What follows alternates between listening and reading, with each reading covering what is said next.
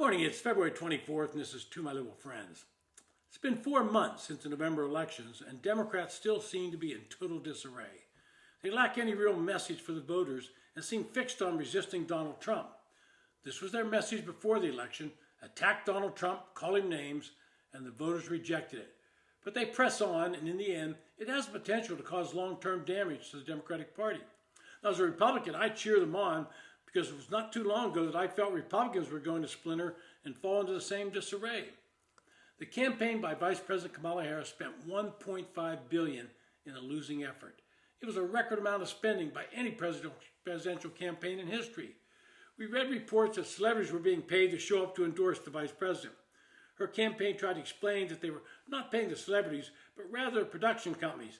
To the American public, it was one and the same, and it was a losing argument. Beyonce was advertised to be appearing at a Harris campaign event in Houston.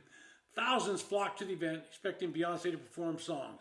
When she simply endorsed Harris, they did not sing. They started booing at the event. They felt they'd been misled.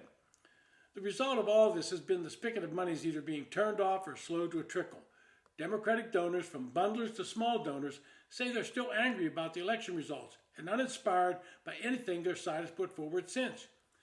Much of the consternation among the donor community stems from the unprecedented 24 election cycle, where many felt misled by the party and former President Biden's re-election campaign. Until the presidential debate in June, donors and fundraisers were led to believe Biden could once again defeat Trump, even as many had some serious reservations about it due to his age. When Joe Biden performed so badly at the June debate, many Democrats became worried, but the Biden campaign shooed them off and told him he had just had a bad night. We can all remember Joe Biden cheering him on in the after-debate party, telling him and the attenders he had done great and answered all the questions. And that was shocking news to everyone that had watched the debate. It took a few weeks, but the elite within the Democratic Party finally pushed Joe Biden to the sidelines, and he anointed Kamala Harris as the nominee. She went to the Democratic convention in August and spoke of joy and how she would carry the party to victory in both the White House and the Congress. Chuck Schumer, the Senate Democratic leader, told the party faithful he would change the rules of the Senate and no longer allow a Republican minority to thwart his plans to push through a progressive agenda. Last week, after the Biden-Harris loss, the Biden began to take shots at the Harris campaign. Michael Donilon, the chief Biden campaign strategist, was at Harvard University last week and said the Democratic leadership lost its mind when they ousted Biden from the ticket. To him, Biden just had a bad night at debate. Sounds like Joe Biden. Quote, lots of people have terrible debates, he said.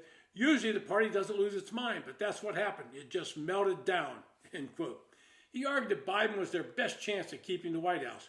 And you have to wonder how he arrived at that conclusion when millions of people saw an aging man who could not respond to questions and generally seemed lost on the stage. But here we are today, and all we see from Democrats is the same thing. Attack Donald Trump and head to the courts, seeking friendly judges to get the courts to stop the president from reforming the executive branch. And once again, they're failing to properly read the electorate. Voters see the federal government as bloated and inefficient. Now, you can defend federal workers all you want, and there are some good ones, but the perception is out there that things need to be changed. And in the end, perception becomes reality. The fight to find a message continues in the Democratic Party, and party leaders and strategists seem to be at odds on what that message should be. But something they seem to ignore is they have no proven leader, a messenger to deliver whatever the message might be. Bernie Sanders, the octogenarian senator from Vermont, tries to tell the party what to do, but he's considered a far left-wing politician. He does not even identify as a Democrat. James Carville, another aging strategist, pops up with his folksy advice, but young Democrats have no idea who this aging curmudgeon is. Nancy Pelosi, one of the masterminds behind removing Biden, is no longer considered a power broker within the party, and reports are that she'll finally face a primary should she decide to run again. That opponent is the supporter of Congresswoman Alexandria Ocasio-Cortez. Ocasio-Cortez fancies herself as a new spokesperson for the Democratic Party, but she's tightly tied to the woke policies that voters now seem to be rejecting. The problems continue to mount for the Democrats. In 2024, the best choice for vice president slot was Josh Shapiro, the governor of Pennsylvania, but he was too moderate and too Jewish to put on the ticket. That in a nutshell is the real crisis within the Democratic Party. Governors like Shapiro, Andy Beshear from Kentucky, and Roy Cooper from North Carolina, places Democrats have to win, are viewed as too moderate to win the nomination with a party delegate population dominated by those on the far left.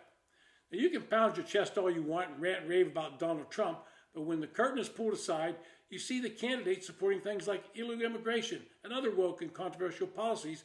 It does not bode well as they try to explain these policies to voters outside their urban strongholds. Democrats' messages turn off the voters they need to win, and none of the Democratic messengers speak to these groups they need to win. Rather, Democrat messages and messengers speak to groups they already have and, candidly, they could use some distance from. This has been To My Liberal Friends. Thanks for listening.